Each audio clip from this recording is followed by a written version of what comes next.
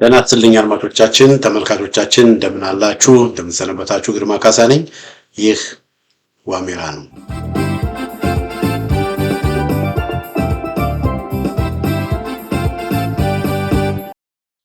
በዛሬው የዋሜራ መርሃ ግብራችን ያው በሀገራችን ፖለቲካ፣ በሀገራችን ማህበራዊ ህይወት ውስጥ የአርቲስት ቴዲ አፍሮ፣ ቴዎድሮስ ካሳሁን አልበሞች ያው ክስተት ሆነው ብዙዎችን እያነጋገሩ ብዙ ነገሮችን የተለያዩ ክስተቶችን እያየን ነው። ያው ክስተት እየሆነ ነው ማለት ነው እና ከዚህ በፊትም ባደረኩት ፕሮግራም እንደገለጽኩት ያ የሆነበት ምክንያት የቴዲ አፍሮ አንዳንድ ዜማዎች የህዝቡን ስሜት ህዝቡ አሁን ያለበትን ሁኔታ ያንጸባረቁ ስለሆነ የህዝቡን የውስጡን ስሜቱን የሀገራዊ ፍቅሩን የደረሰበትን ስቃይ የደረሰበትን ችግር ሁሉ በጣም የሚያንጸባርቁ በመሆናቸው በጣም ብዙ ህዝብ እያዳመጣቸው በዛም ብዙ እየተከታተላቸው ነው እና ብዙ ውይይቶችን በቃ የኢትዮጵያን ፖለቲካ የኢትዮጵያን ዲስኮርስ ሙሉ ለሙሉ የቴዲ አፍሮ አልበም ተቆጣጥሮታል ማለት ይቻላል። ላለፉት 3-4 ቀናት ተቆጣጥሮታል ማለት ይቻላል። እና ይሄ በጣም በኢትዮጵያ ታሪክ እኔ እንግዲህ ወደ ግማሽ 50ዎች ውስጥ ነው ያለሁት። አንድ የአርት ስራ በዚህ መልኩ ፓወርፉል ሆኖ ተጽዕኖ ፈጣሪ ሆኖ በኢትዮጵያውያን ዘንድ ኢትዮጵያውያኖች ራሳቸውን እንዲጠይቁ ራሳቸውን እንዲመረምሩ በሀገራቸው ጉዳይ ላይ ሀገራቸው ያለችበትን ሁኔታም ደግሞ እንዲወያዩ ያደረገ እኔ እና በብዙ ነገሮች ብዙ ሬከርዶችን ኢቭን በዩቲዩብም በዓለም አቀፍ ደረጃም በአፍሪካ ደረጃም ብዙ ሬከርዶችን የበጠሰ የአርት ስራ ነው ቴዎድሮስ አፍሮ ይዞልን የመጣው እና በጣም የሚገርም ሁኔታ ነው። ያገዛዙ ሰዎች ያው ከዚህ በፊት እንዳልከው ያገዛዙ ሰዎች የቴዎድሮስ አፍሮን ያንን አልበም ከመልቀቁ በፊት ሚያዝያ 8 ቀን 2018 ዓ.ም ያንን አልበም ከመልቀቁ በፊት አልበሙን አስመልክቶ ጋዜጣዊ መግለጫ ለመስጠት በሚሞክርበት ጊዜ አይሆንም በሚል ተቃውሞ አሰምተውበት ነበር እና እንዳያቀርብ ያንን ጋዜጣዊ መግለጫ እንዳያቀርብ እግድ አድርገውበት ነበር። ሆኖም ግን ያው የሆነውን ነገር ሁላችሁም እንደምታዩት እና በዚህ ጉዳይ ላይ ምን እየሆነ ነው ዛሬ ምን ሆነ በሚለው ጉዳይ ላይ አንዳንድ መረጃዎችን አቀበላችኋለሁ። መጀመሪያ የሚሄደው አልበሙ ምን ደረጃ ላይ ደረሰ፣ አሁንስ እንዴት ነው፣ ምን ያህል ሰው ተመለከተው የሚለውን ላሳያችሁ። እዚህ ጋራ አሁን ከጥቂት ሰዓታት በኋላ ያሰባሰብኩት ነው። እንግዲህ እንደምታዩት ነው እንደዚህ ዳስጣል የሚለው አልበም ከላይ የምታዩት ዳስጣል የሚለው አልበም 9 ሚሊዮን በሁለት ቀን ብቻ 9 ሚሊዮን ሰዎች ተመልክተዋል። unprecedented እዛው ዳስጣል ውስጥ ያለው መልእክት፣ እዛ ውስጥ ያለው ይዘት፣ እዛ ውስጥ ያለው ያ ዳስጣል የሚለው መልእክት የሚያስተላልፈው ነገር ምን ያህል በቃ እንደ ሱናሚ በኢትዮጵያውያን ዘንድ ኢትዮጵያውያንን እያቃጠለ እንዳለ ነው የምታዩት። 9 ሚሊዮን ማለት አድማጮቻችን ተመልካቾቻችን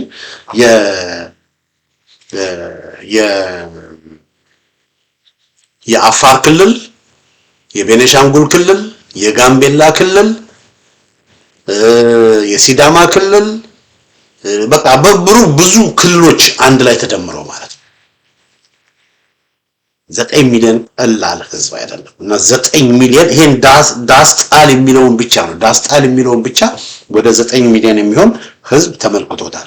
ጀንበር የሚለውን ደግሞ 4.6 ሚሊዮን የሚሆን ህዝብ ተመልክቶታል። መሬማ የሚባለው በተለይ አረብ ሀገር ያሉ ኢትዮጵያውያንን አረብ ሀገር ያሉ እህቶቻችን በተመለከተ እነሱ ላይ የደረሰ ያለው ስቃይና መከራ በተመለከተ በተለይ የመንን አተኩሮ ቴዲ አፍሮ ያቀረበው ዜማ ወደ 3.6 ሚሊዮን የሚሆን ህዝብ ተመልክቶታል። ስምምነን የሚለው ደግሞ በጉራጌኛ የቀረበውም ደግሞ አመዜማ እሱም እንደዚሁ 3.6 የሚሆን ህዝብ ተመልክቶታል። አድማጮቻችን ተመልካቾቻችን እና አራት አልበሞች እንግዲህ አንዱ 9 ሚሊዮን፣ አንዱ 4.6 ሚሊዮን፣ አንዱ 3.6 ሚሊዮን፣ አንዱ 3.6 ሚሊዮን በሁለት ቀን ብቻ አስቡት። እንግዲህ አራቱን አልበሞች ነው የምነግራችሁ። ሌሎች አልበሞቹ ጋር በምንሄድበት ጊዜ በአጠቃላይ 18 አልበም ነው ቴዲ አፍሮ ያወጣው። ጽዮን ሙሽራዬ 3.1፣ ሺ ቢባል 2.8፣ ኢቶሪካ 2.5፣ ጸዳል 2.5 ሚሊዮኖች ተመልካቾችን አግኝተዋል አራቱ አልበሞች። ስለዚህ በአጠቃላይ ከ18 አልበሞች 8ቱ አልበሞች ከ2.5 ሚሊዮን በላይ ተመልካች አግኝተዋል ማለት ነው በሁለት ቀን ውስጥ። ሌላው ሳምነው፣ ቲንታጎ፣ ብልጭታና ያዞ እንባ ደግሞ ከ2 ሚሊዮን እስከ 2.5 ሚሊዮን ባለው ቁጥር ውስጥ ህዝብ ተመልክቷቸዋል። ከ2 ሚሊዮን በታች ከ1.5 ሚሊዮን በላይ ግን ከ2 ሚሊዮን በታች ደግሞ ያሉት የማዕረግ ጥግ፣ በመስኮት፣ ታየኝ፣ ተወዳጅ የሚባሉት እስካሁን 2 ሚሊዮን አልደረሱም፣ ግን በቅርብ 2 ሚሊዮን ይደርሳሉ ተብሎ ነው የሚጠበቀው። በዋናነት እነዚያው የፍቅር ዘፈኖች ምናምን ስለሆኑ ምናልባት ለዛ ይሆን፣ ግን አብዛኞቹ ሁሉም ከ1 ሚሊዮን በላይ ናቸው። 3/4ኛው ከ18ቱ 12ቱ ከ2 ሚሊዮን በላይ ናቸው። 8ቱ ደግሞ ከ2.5 ሚሊዮን በላይ ናቸው። አራቱ ከ3 ሚሊዮን በላይ ናቸው። ሁለቱ ከ4.5 ሚሊዮን በላይ ናቸው። አንዱ ደግሞ 9 ሚሊዮን ይሽዋል። እና ይሄ ቀላል አይደለም። ይሄ የሚያሳየው ምንድነው? ህዝብ በቃ ድምጹን እንደሰጠ ማየት ይቻላል። ህዝብ ምን አድርጓል? ህዝብ ድምጹን ሰጥቷል። ድምጹን እንደሰጠ ተደርጎ መቁጠር ይቻላል። አድማጮቻችን፣ ተመልካቾቻችን፣ ያው አገዛዙ ምርጫ እያለ አይደለ እየተንደፋደፈ ያለው። አገዛዙ ምርጫ እያለ እየተንደፋደፈ ባለበት ግን ህዝብ በዚህ መልኩ የቴዲ አፍሮን አልበም ከግምት በማስገባት በቴዲ አፍሮ አልበም በኩል ህዝብ ድምጹን ሰጥቷል።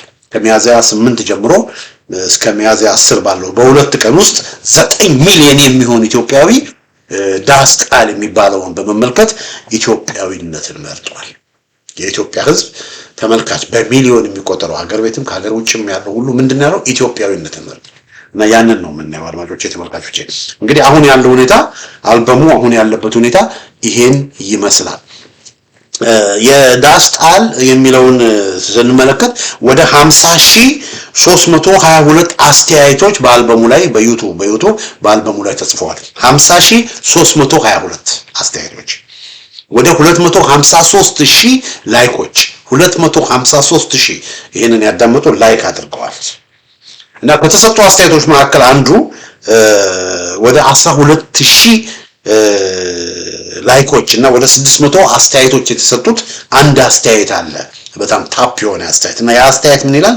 እኔ የኦሮሞ ልጅ ነኝ ግን ዘረኛ አይደለሁም። ይሄ የሁሉም ኢትዮጵያውያን ድምጽ ነው ይላል። እኔ የኦሮሞ ልጅ ነኝ፣ ይሄ ቴዲ አፍሮ ያቀረበው ነገር የሁሉም ኢትዮጵያውያን ድምጽ ነው፣ እስኪ እኛ አንድ እንሁን ብሎ አንድ ኦሮሞ በቴዲ አፍሮ እንትን ላይ የሰጠው አስተያየት ወደ 12,000 ላይኮች አግኝቷል ማለት ነው። እና ይሄ እንትን የአንድ ብሔረሰብ ላይ ያነጣጠረ አንዱን አንስቶ ሌላውን የሚያታንስ አንዱን ከፍ አድርጎ ሌላውን የሚገፋ ሳይሆን ይሄ ለኢትዮጵያውያን ሁሉ የቀረበ ድምጽ ነው። የኢትዮጵያውያን ሁሉ ተወት ነው። አድማጮቼ፣ ተመልካቾቼ፣ ዳስ ቃል በሚባልበት ጊዜ በትግራይ ማህበረሰብ ላይ ብዙ ጉዳት ደርሷል። በተለይ በአማራው ላይ ደግሞ አማራ በሚባል ጄኖሳይድ ኤትኒክ ክሌንሲንጎች ተፈጽመዋል። ብዙ ግፎች ተፈጽመዋል። ነገር ግን ወገኖቼ የኦሮሞ ማህበረሰብም መከራውን ፍዳውን እየበላ ነው ያለው።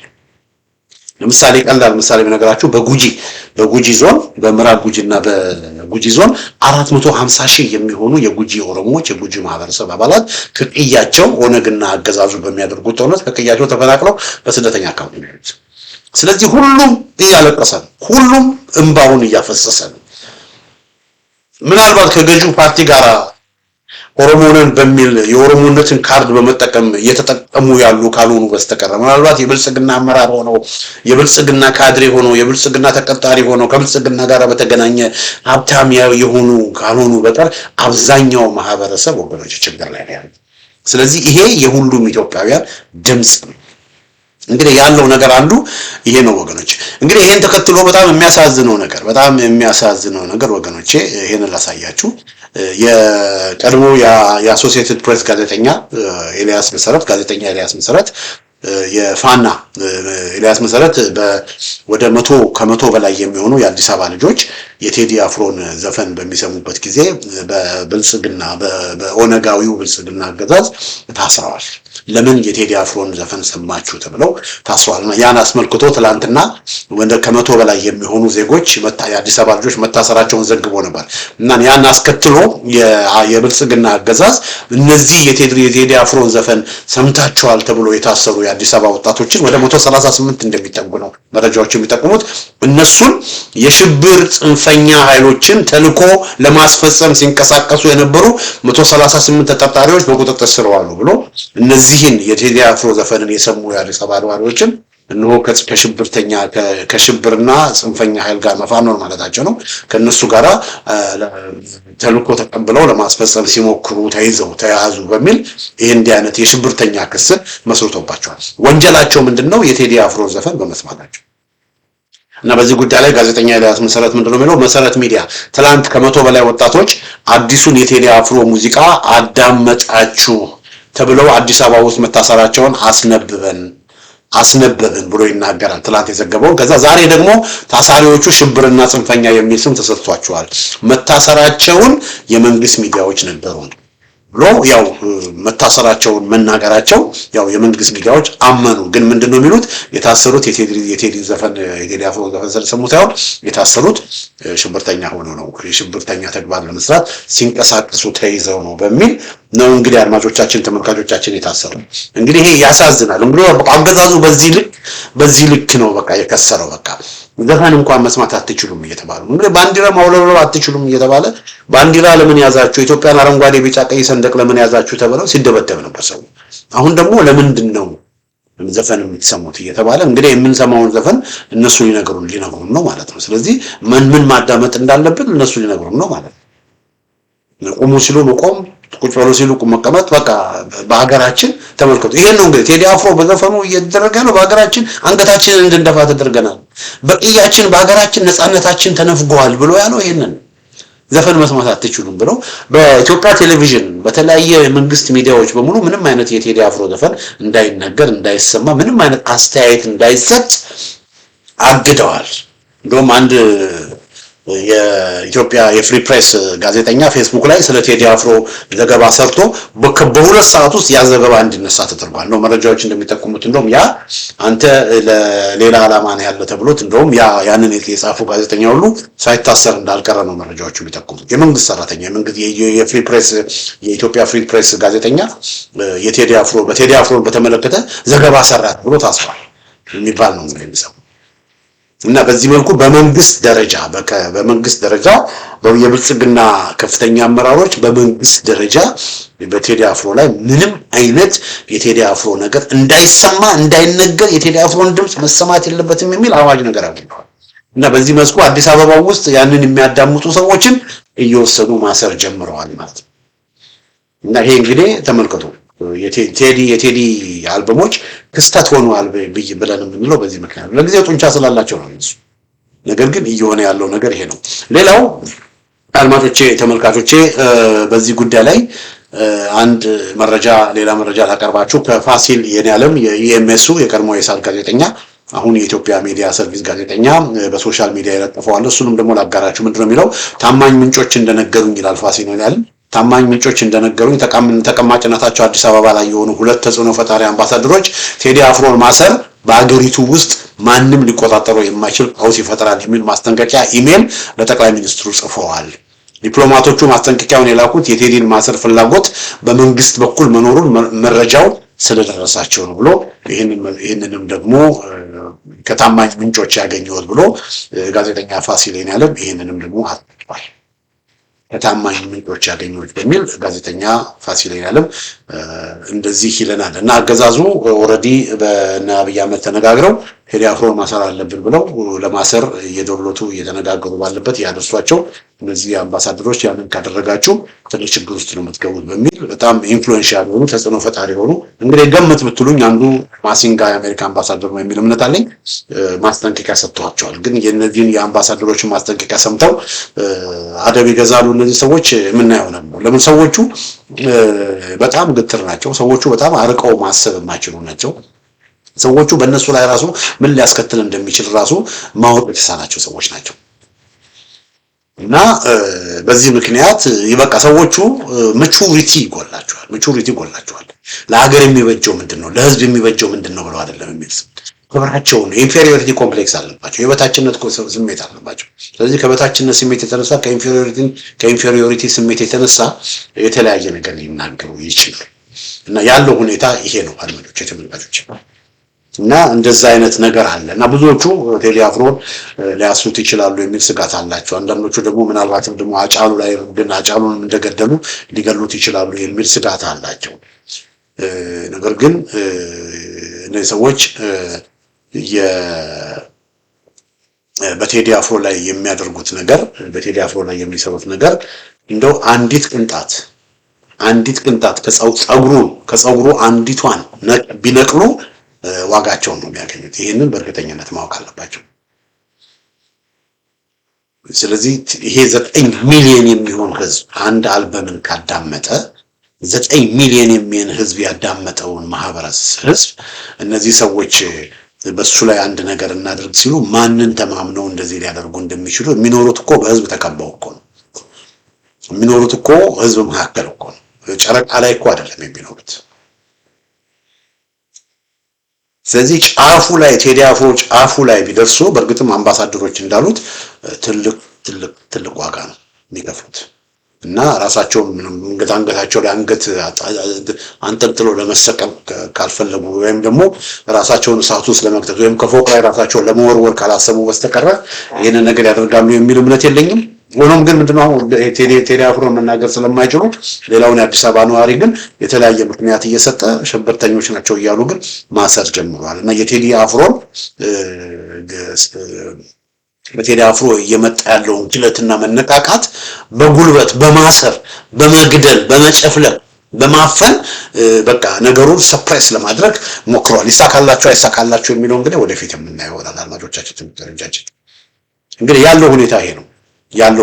በድጋሚ እንደገና ስትሬስ ላድርግላችሁ ዳስ ጣል የሚለው ወደ 9 ሚሊዮን ደርሷል። ይሄ እንግዲህ አድማጮቼ በቴዲ አፍሮ ኦፊሻል ገጽ ላይ ይወጣል። ከቴዲ አፍሮ ኦፊሻል ገጽ ላይ ደግሞ እንደገና በስፖቲፋይ በተለያየ መንገድ ደግሞ ኢሌጋሊ ያወጡ ደግሞ ይለቁዋሉ። የቴዲን እንትን አውጥተው እንደገና ዩቲዩብ ላይ በተለያየ ቦታ በቲክቶክ ምናምን ይለቀቁትም ማለት ህግ ወጥ በሆነ መንገድ ነው። በጣም ብዙ ዩቲዩበሮች ብዙ ቲክቶከሮች በቃ የቴዲን እንትን እየወሰዱ ረጥፈዋል እና በተለያዩ ፕላትፎርሞች በቴሌግራም በቲክቶክ በተለያየ ቦታ የቴዲን እንትን ምንድነው የቴዲን ሙዚቃ የቴዲን አልበም በተለይ ዳስ ጣል የሚባለውን በጣም ብዙ ሰዎች ከተዳርሱ በተለይ በቲክቶክ እና በኢንስታግራም በምናምን በጣም በስፖቲፋይ ብዙ ሰዎች ከተዳርሱ እና እሱን ስንተከት ወገኖቼ 9 ሚሊዮን አይደለም የትና የት ይሄዳል። እና ይሄ ነው እንግዲህ የቴዲ አፍሮ የዛሬው ክስተት ይሄን ይመስላል። አገዛዙ ማሰር ጀምሯል። አገዛዙ ቴዲ አፍሮን ደግሞ ለማንሳት ሞክሮ ምንድነው ፋሲሌና እንዳለው አምባሳደሮች ለአገዛዙ ሰዎች ማስጠንቀቂያ ሰጥተዋል። ሌላው በጣም የሚገርማችሁ ነገር የቴዲ አፍሮን በተገናኘ የዓለም አቀፍ ሚዲያም ራሱ ቢቢሲ እንግሊዘኛ በቴዲ አፍሮ ዙሪያ ላይ ዘገባ ሰጥቷል እና የዓለም አቀፍ ማህበረሰብን በዚህ ጉዳይ ላይ አስተያየት እየሰጠ ነው እና ላለፉት 3 ቀን እንግዲህ ቴዲ አፍሮ ምን ሆኗል? ፌኖሜና ሆኗል ማለት ነው። ከዚህ በፊትም እንዳልኩት ይሄ የሆነበት ዋና ምክንያት ምንድነው? አንድነት፣ ኢትዮጵያዊነት እና ይህንን በተመለከተ ተቃውሞ ያሰሙ ቅሬታ ያሰሙ ሰዎችም አሉ። ሚሊዮኖች ደስተኛም ቢሆኑ በተለይ ተቃውሞ ያሰሙ አሉ። በዚህ ጉዳይ ላይ በቀጣይ ፕሮግራሜ በተለይም ደግሞ አንድ ከኢትዮጵያ ወንጌላዊ ቤተክርስቲያን አማኞች መካከል አገልጋይ ነኝ የሚል አንድ ሰው እንደሱ ደግሞ የሚያስቡ ብዙ ስላሉ የሰጡት አስተያየት አለ። በተለይ ደግሞ አልበሙ ከመለቀቁ በፊት ሰው አልበሙን እንዳይሰማ ያደረጉት ቅስቀሳ አለ። መንፈሳዊ የሚመስል ቅስቀሳ አለ። ያንን በተመለከተም በቀጣይ ፕሮግራሜ ሰፋ ያለ ዘገባ ይዤ እመጣለሁ። ለምን መልስ ስለሚያስፈልገው ማለት ነው። እነዚህ ሰዎች በእግዚአብሔር ስም በክርስቶስ በጌታችን በመድኃኒታችን በኢየሱስ ክርስቶስ ስም መድረክ ላይ ወጥተው የሚናገሩት ነገር ብዙ ሰዎችን በእግዚአብሔር ስም በቃ ሰው እኮ ስለ እግዚአብሔር ሲባል ራሱ የእግዚአብሔር ስም ሲጠራ ይፈራል አይደለ? በዛ በእግዚአብሔር ስም ወጥተው የሚናገሩት ነገር ብዙ ሰዎችን ሊያስት ስለሚችል ለዛ መልስ መስጠት ስለሚያስፈልግ ነገሮችን ደግሞ ፐርስፔክቲቭ መስመር ማስያዝ ስለሚያስፈልግ በቴዲ አፍሮ ጉዳይ ላይ አንዳንድ ፓስተር ነን የሚሉ ነብይ ነን የሚሉ ሰዎች የተናገሩትን በማንሳት በዛ ጉዳይ ላይ ሰፋ ያለ ዘገባ ይዤ እመጣለሁ። በተረፈ ስላዳመጣችሁኝ በጣም አመሰግናለሁ። በሌላ ጊዜ በተመሳሳይ ፕሮግራም እስከምንገናኝ ደህና ሁኑ።